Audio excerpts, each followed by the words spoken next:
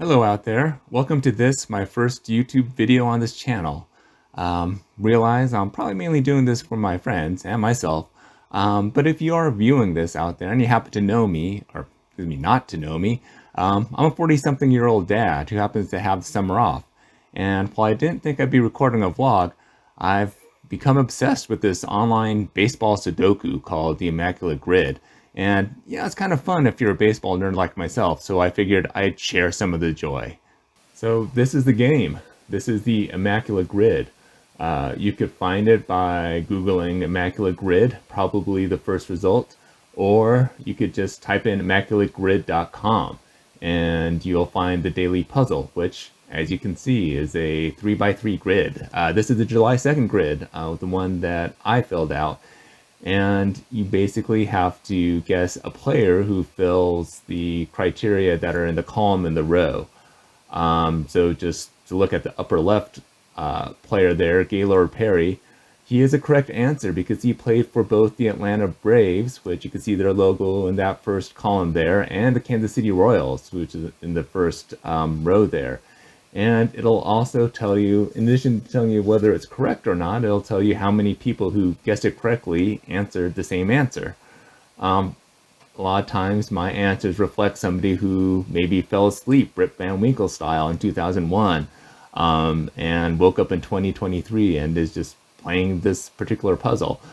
Just for an example, if you look at the second row in the first column, a player that played for Los Angeles and Atlanta. If you're somebody who followed baseball and were watching me play this game, you'll probably start tearing your hair out saying, "It's Freddie Freeman, you idiot." And, you know, just on into the future, if we forget who Freddie Freeman is, he's probably the best first baseman in the game today. Believe it or not, Otis Nixon was the first name that came to mind after probably about 5 minutes of racking my brain for a player to fill the criteria. But in full disclosure, there are some times where I do go for that rarity score to try to think of somebody who people might not guess. So if we were to look at the Kansas City Royals, New York Yankees column, you know, Aroldis Chapman was the first name that came to mind, and he is a current day player, obviously a very good reliever.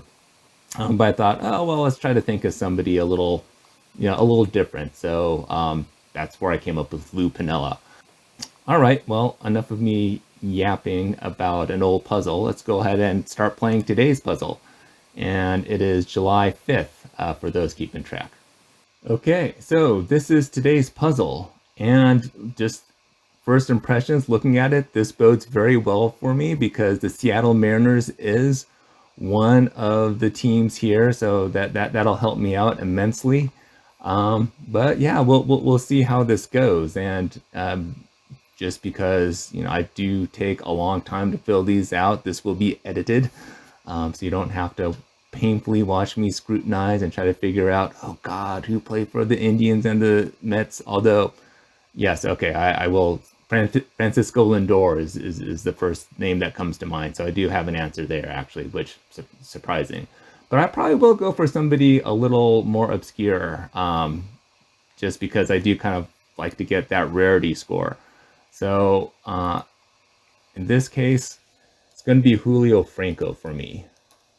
Now, Julio Franco came up with Cleveland, was a very promising second baseman and played forever. And I believe he hit his last home run for New York, I guess in 2007. That's my guess. So we'll go ahead and select that. And there you go, Julio Franco, 1 for 1. Good start. Let's see, Cleveland and the Orioles, the first name that comes to mind is Albert Bell. Again, he was one of the really promising young players who came up alongside Julio Franco, I believe, and I know he played for the Orioles. I'm sure there's a current player that fulfills that. Oh, we could also go with Robbie Alomar. I don't know which one would be more or less common, but let's go ahead and do Albert Bell. Let's see. Let's go for the Mariners. Okay, so I feel like Cleveland and Seattle has been a previous intersection. I think it was the first grid I played that you had to look for a player. My guess then was Felix Fermin. which got a pretty low score. I'm not going to repeat that. This is going to be more common, I'm guessing, but Felix Fermin played for the Mariners because he was traded for Omar Vizquel. So Seattle, let's see, Seattle Mariner 300 season. Okay, so I'm going to really do a deep cut here on a, well, I hope I'm right. So what I want to guess here is Bruce Bochy, because I think he hit like 312 in 1981. But I'm going to reserve that just in case. Like if there's a chance that I can get 9 out of 9, I'm not going to screw it up by getting cute with somebody who I think may have fulfilled the category, but I'm not 100% sure. Okay, so I'm back after having taken some time to thought. Now, I'm not sure if my clock is visible. It is perfectly possible that I could have Googled all the answers by now. But I am surely to get some wrong, which should hopefully be some indications that I have not done that.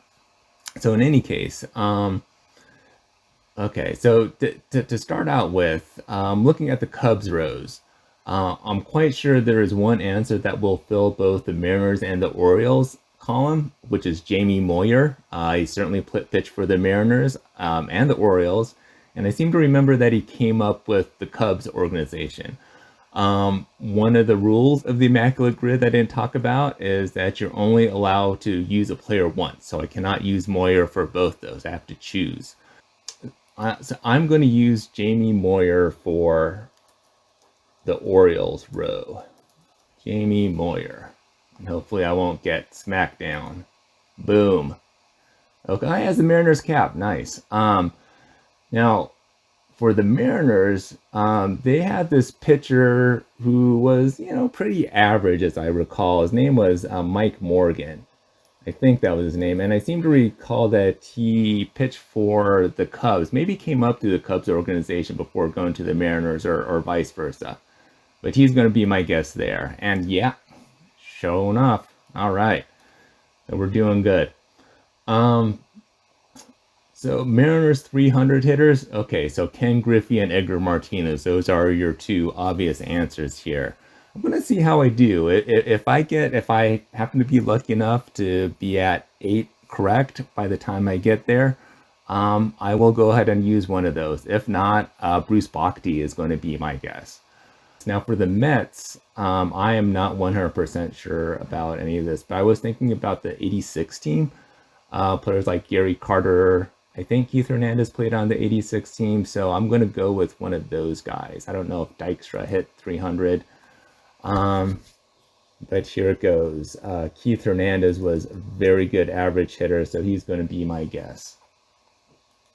Okay, so the one I think is going to trip me up is this one here, the Cubs Mets. Yeah, I haven't come up with a 100% player, but I'm going to go with Lance Johnson. Now, I know that he played for the White Sox and the Mets. Oops, not Lance Mets, Lance Johnson. I'm going to guess that maybe he went to the Cubs after the Mets as an older player. Holy crap. Okay. Well, I'm going to fill this out. Hopefully I'm going to get 9 out of 9 on this, and Cal Ripken is not going to screw me over here. Okay. And then, what the heck. We'll go with Bruce Bochy, my original guess. All right.